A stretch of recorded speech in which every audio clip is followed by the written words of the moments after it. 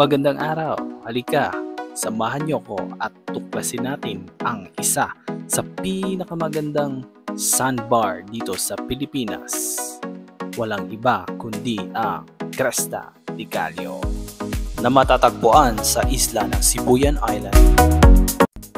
Mula sa aming tinutuluyan ay nagbiyahe kami sa pamagitan ng tricycle papuntang Azagra Feeder Port, Sibuyan Island, Romblon. Dumaan muna kami dito sa talipapa at bumili ng mga isda babaunin. Napakamura lang ng isda nila dito. Mula Azagra Port ay sumakay na nga kami ng motor bangka papuntang isla ng Cresta. Ito na kami ang Tripo Palayan.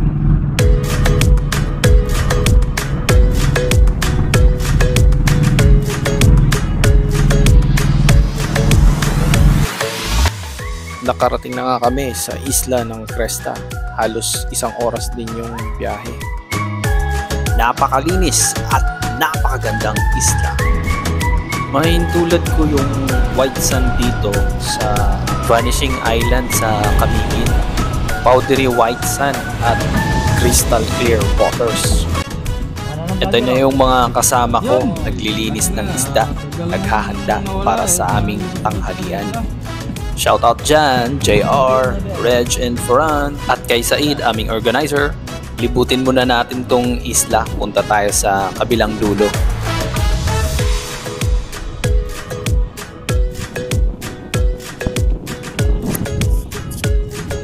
Yeah! Ang ganda-ganda mo, oh ang ganda-ganda mo, Cresta.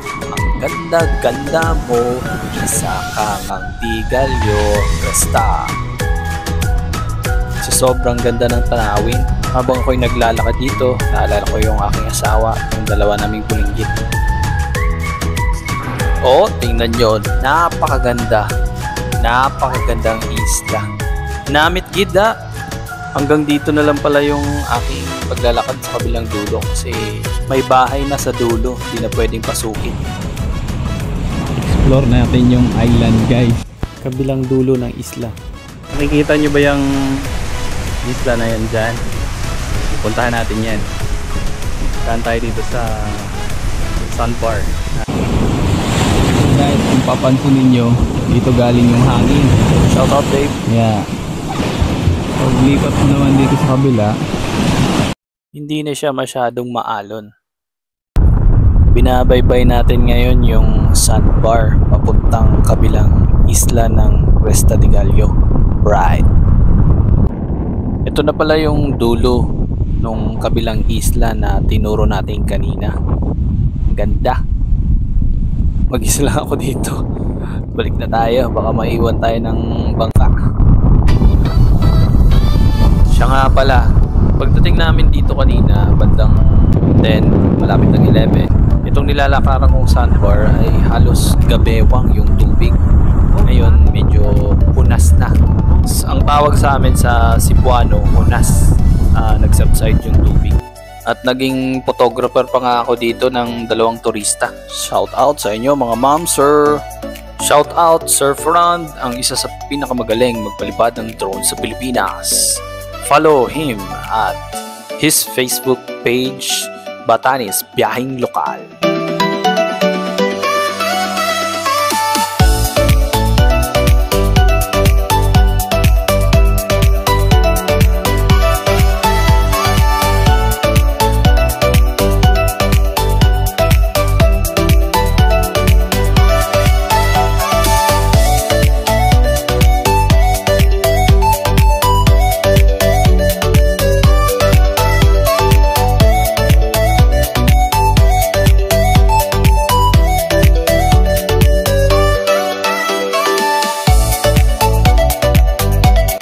Kapag nilakad nyo pala mula gitna ng isla hanggang dun sa isang dulo, abutin kayo ng 5 minuto.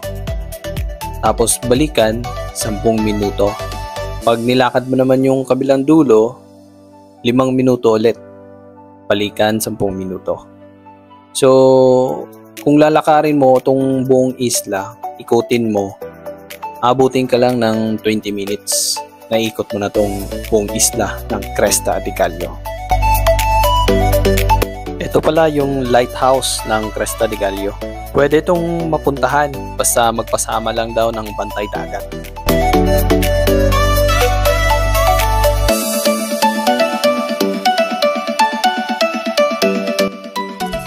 Ito pala yung mga tourism ambassadors natin. Ayan, swimming sila.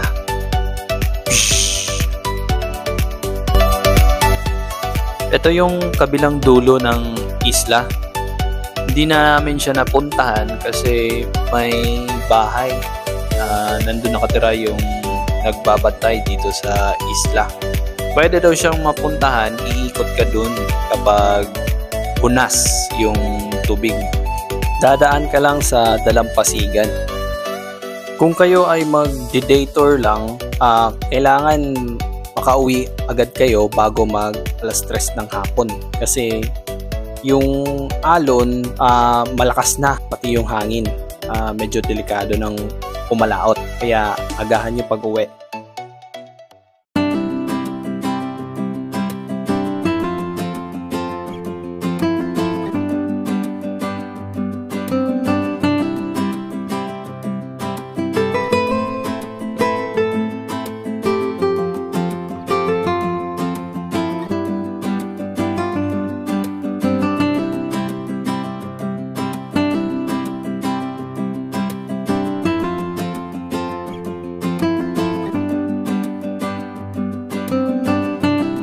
Para sa mga gusto mag-outdoor adventures, just contact Tribu Malayan Adventures.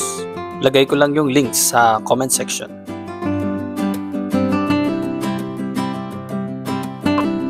At eto, pauwi na nga kami. Bye-bye! Sa susunod na adventures, sana'y subaybayan nyo pa po ang aking mga lakad dito sa Pilipinas. Sabay-sabay nating tuklasin ang ganda ng ating bayan.